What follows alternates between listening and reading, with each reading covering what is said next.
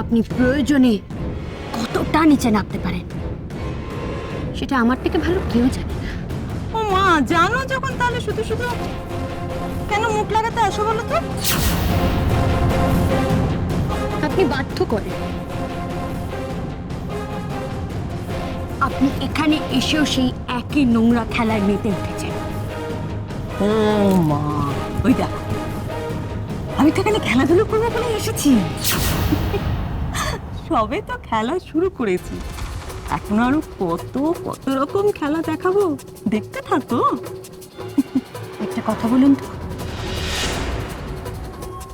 এখানে এসে আমার বাবার নাম করে যে আপনি আধিপত্য বিস্তার করেছেন, এই বাড়ির সহজ সরল মানুষগুলোকে যে বোকা বানিয়েছেন, আমার বাবা জানে সে কথা? নিশ্চয়ই জানে না, আপনার এই মুখই সেটা বলে দিচ্ছে। তো তো ধরুন আমি যদি এখন আমার বাবাকে আপনার এইগুলো কীর্তনের কথা সব জানিয়ে দিই, তাহলে আমি কি করব, তাই তো? তাই তো আরেকটা নতুন খেলা খেলবো। এই যে তুমি এখানে এসে সব সম্পর্কগুলোকে নিয়ে একটা নুন ছাড়া ঘ্যাট চচ্চড়ি পাকিয়ে রেখেছো, সেটা একটু পরিবেশন করো। যেমন তোমার বরকে তুমি পরীর কাছে ভিড়িয়ে দিয়েছো, আর তোমার সেই বয়ফ্রেন্ডকে নিয়ে নতুন করে একটা সংসার সাজিয়ে বসেছো, ব্যাস আর বেশি কিছু লাগবে না, এইটুকুই কাফি। এতেই একেবারে সমরেশ বুকে হাত দিয়ে বসে পড়বে।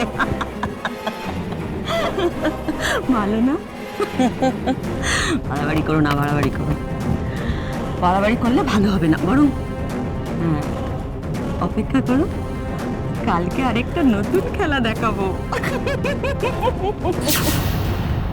তোমাকে আর তোমার বাবাকে তার কাছ থেকে সরিয়ে দেব। তোমার জন্য আমি আজকে স্বামী সন্তান হারাই, তাই তোমার স্বামী সন্তানকে চিরদিনের জন্য তোমার কাছ থেকে সরিয়ে নেব, সেই ব্যবস্থা আমি করবই। এবার যদি আপনি আমার মেয়ের দিকে হাত বাড়িয়েছেন, তাহলে আমি আপনাকে আর ছাড়বো না মিসেস মোহিনী চ্যাটার্জি। আর না, মেয়েটাকে দেখলেই বোঝা যায় বিয়েটা হয়নি। একটা অবিবাহিত মেয়ে বাচ্চা নিয়ে লুকিয়ে বেড়াচ্ছে।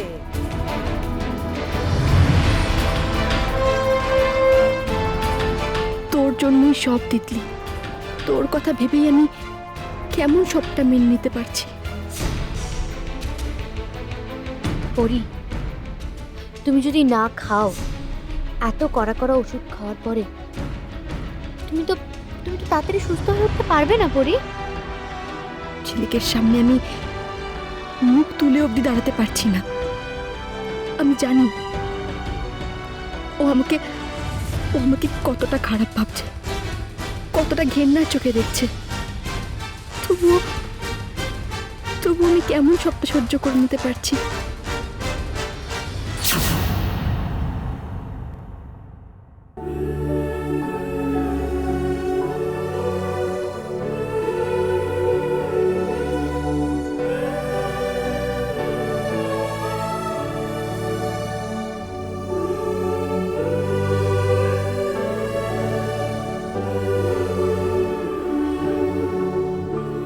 আমার মুখ চেয়ে মা কি করে অত কষ্ট, অত অপমান সহ্য করে নিত।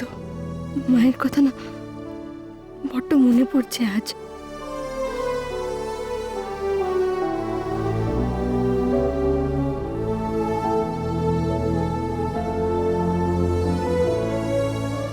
গঙ্গা, কি হয়েছে গঙ্গা?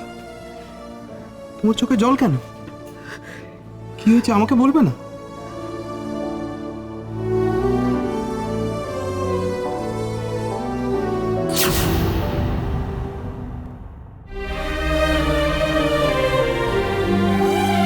যত আঘাতে আমি পাই না কেন, আমার মেয়ের জন্য আমাকে ঠিক থাকতেই হবে। হারবো না, আমি কিছুতেই হারবো না। গঙ্গা, গঙ্গা, ও তুমিও এখানে? আমি তোমাকেও খুঁজছিলাম। এসো আমার সাথে। গঙ্গা, এখনো দুজনে এক ঘরে? এক মুহূর্ত একজন আরেকজনের কাজ ছাড়া হয়ে থাকা যাচ্ছে না, না? আমি একটা কাজেই ঘরে এসেছি। খুব বোঝা গেছে। কিন্তু এত যদি বেশি চোখাচোখি হয়ে যায় তাহলে শুভদৃষ্টির মজাটা কিন্তু আর থাকবে না। গঙ্গা, যেটা বলতে এসেছিলাম, এবার কিন্তু সত্যি খুব দেরি হয়ে যাবে। সাজবে না? আরে আমি তিতলিকে দেখছি, চিন্তা করছো কেন? ঝিলিক তোমায় সাজিয়ে দেবে। ঝিলিক, সাজিয়ে দাও। রেডি হয়ে নাও। আমি আমি এক্ষুনি আসছি।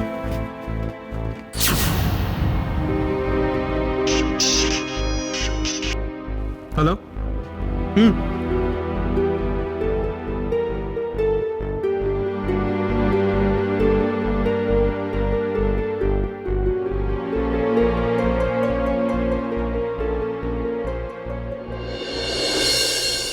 না না না, বিয়ের আগে নয়, বিয়ে শুরু হওয়ার পর। হ্যাঁ, আরে বাবা, ওই কোকিলছানাকে দেখিয়ে তো বিয়ের পিঁড়িতে বসাতে বাধ্য করেছি। আমার তো দুটোই চাই, সাপও মরবে আবার লাঠিও অক্ষত থাকবে। হুম হুম হুম হুম।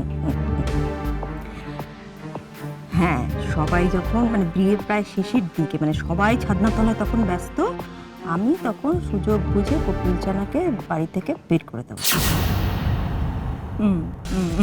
তারপর যেমন বলা আছে তেমন তেমন করবে।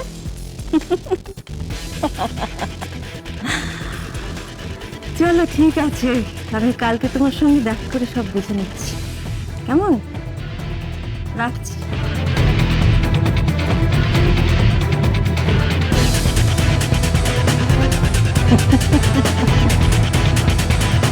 কোকিলছানা।